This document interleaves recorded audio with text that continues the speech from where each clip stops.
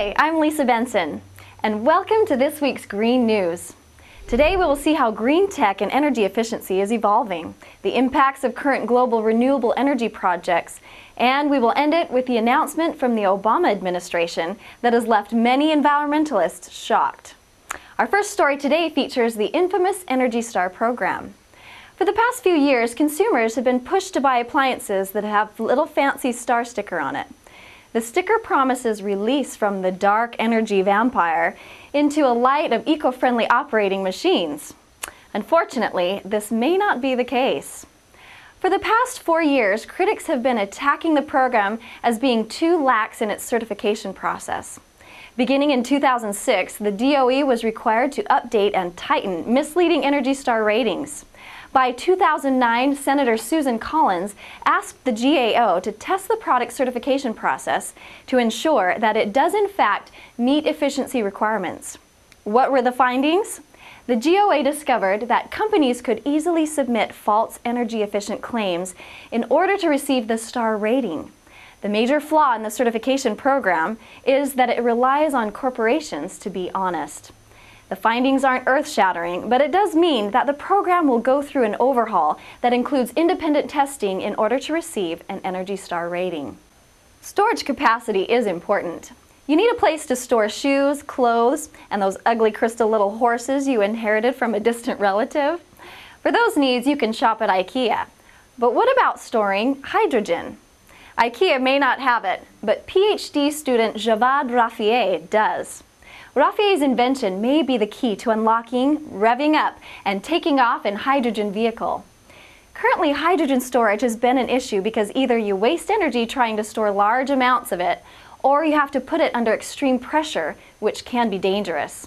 With his new combination of mechanical grinding, plasma treatment, and annealing, Rafieeh has found a way to maximize hydrogen storage capacity.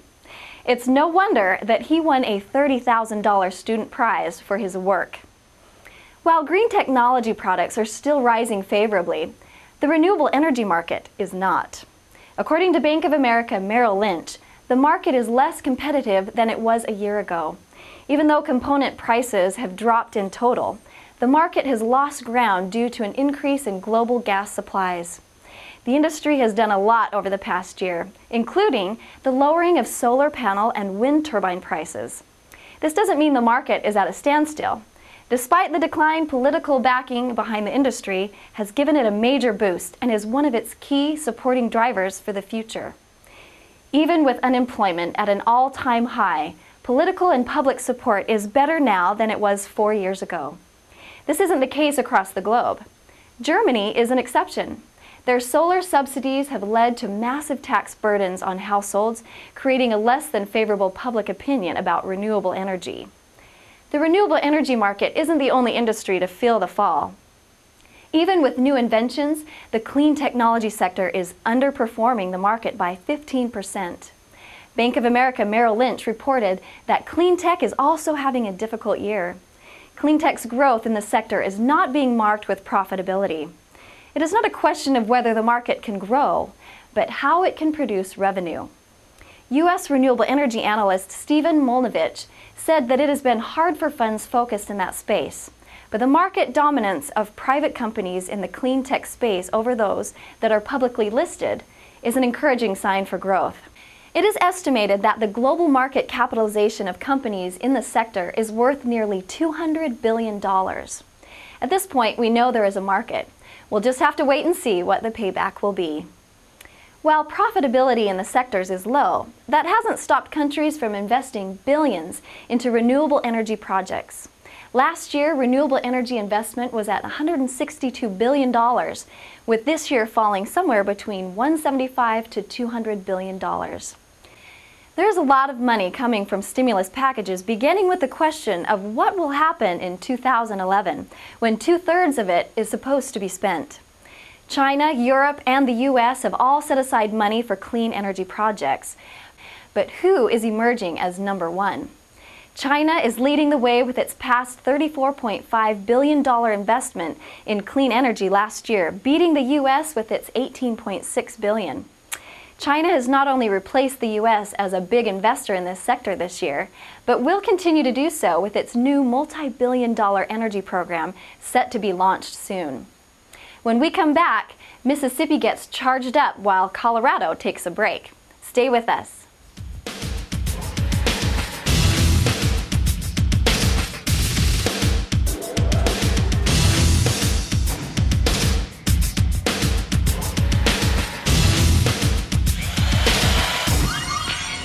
As we move forward, technology has become smaller, stronger, and more diverse than ever before. Manhattan Scientific's breakthrough biomagnetic nanomedicine will redefine the medical field with an enhanced early cancer detection system and nano-titanium metal up to 400 times stronger, yet lighter than existing alloys. Imagine Manhattan Scientific's technology solutions that shape the future. Publicly traded under symbol MHTX. Greenstock is holding their first annual Greenstock Concert and Expo. The stage and exhibitor booths will be powered by solar and biofuel technology. Companies will be able to feature their company products and technology to local homeowners and socially responsible communities. To become an exhibitor or for more information about Greenstock, please call our toll-free number at 1-866-216-8814 or visit greenstocksrock.com.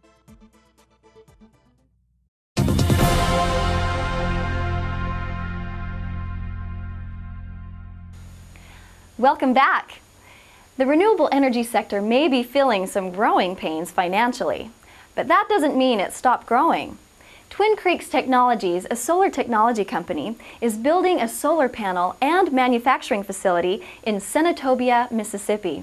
The new facility will be the first renewable solar technology plant in the state with a 100 megawatts capacity. The $175 million investment will not only create a 250,000 square foot building, but it will also bring in 512 solar jobs over the next 5 years. The state of Mississippi and the city of Senatobia provided loan assistance to the project. Let's keep the news in a sunny state of mind. Colorado has announced a bill that would extend the existing tax credit to homeowners who collectively own small solar arrays located somewhere other than their property. The Solar Uniting Neighborhoods Act of 2010, or SUN, updates the current tax codes regarding solar energy. This allows community investors to benefit from the same 30% tax credit that individual homeowners have been able to claim when they install PV cells on their houses. The new bill allows people to work together to help bring the cost of the initial investment down and allows apartment renters or people who have poor solar resources to participate. The tax credit will be available for the next 5 years with an estimated cost of $117 million. Going underground, Kenya is now targeting geothermal power as its resource of renewable energy. This decision comes after serious droughts and rising diesel prices. By 2030, the government aims to reach 5,000 megawatts from this power source instead of relying on hydroelectricity. According to the energy minister, the country has the capacity to generate 7,000 megawatts of geothermal power. Kenya plans on spending $289 million to help lessen the consequences of the current recession and effects of the drought, focusing on geothermal power instead of the more expensive diesel or hydro sources. The country has signed a $303 million loan with Japan to develop this sector, only adding to the Kenya Electricity Generating Company's appeals for further loans from global development banks. This does not mean Kenya will turn its back on all other sources of renewable energy. A 20-megawatt hydropower plant is set to be opened in Sangoro in the final quarter of 2011, with other joint ventures for the future. Heading back to the States, it seems as if California is having a hard time meeting its 2010 renewable energy standard requirement of 20%.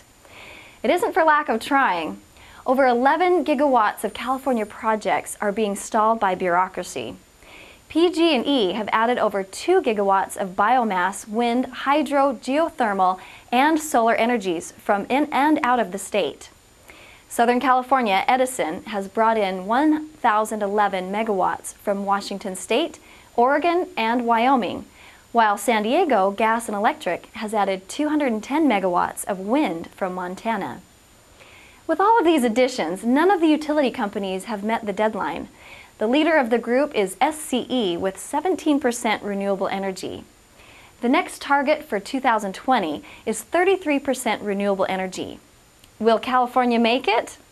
The biggest obstacle has not been finding contracts, but the approval process is causing the slowdown.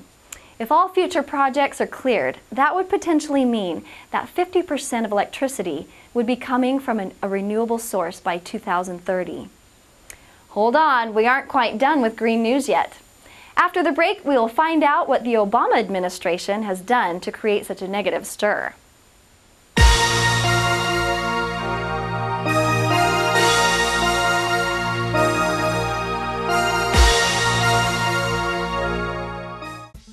Greenstock is holding their first annual Greenstock Concert and Expo.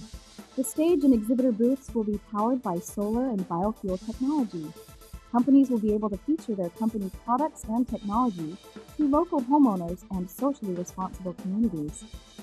To become an exhibitor or for more information about Greenstock, please call our toll-free number at 1-866-216-8814 or visit greenstocksrock.com. As we move forward, technology has become smaller, stronger, and more diverse than ever before. Manhattan Scientific's breakthrough biomagnetic nanomedicine will redefine the medical field with an enhanced early cancer detection system and nano-titanium metal up to 400 times stronger, yet lighter than existing alloys. Imagine Manhattan Scientific's technology solutions that shape the future. Publicly traded under symbol MHTX.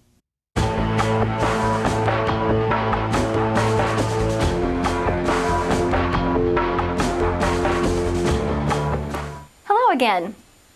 The Obama administration has done a lot in the last year addressing major issues such as healthcare and the environment.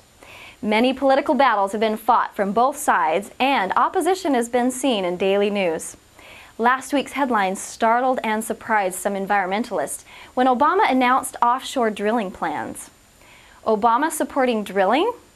According to the White House Deputy Press Secretary Bill Burton, drilling is not a new policy, but one that was discussed during the campaign trail. President Obama is not supporting a plan that suggests that drilling is a solution to energy problems. It is, however, another tactic to help restore a healthy economy that can ultimately move away from fossil fuels. Mixed reviews are coming from both sides of the party lines and states. Is this simply a political move to help further the climate change legislation in Congress, or is this a move to help boost the economy? While some states, such as California, which isn't in a drill zone, are applauding Obama's decision, Florida Democrats are calling this a potentially disastrous move. The burning question remains, will offshore drilling be worth it politically, environmentally, and socially? I'm Lisa Benson, and thanks again for joining us for the latest green news. Don't forget to visit greenstocksrock.com for more information about Greenstock and to tune in weekly for our green news and broadcasts.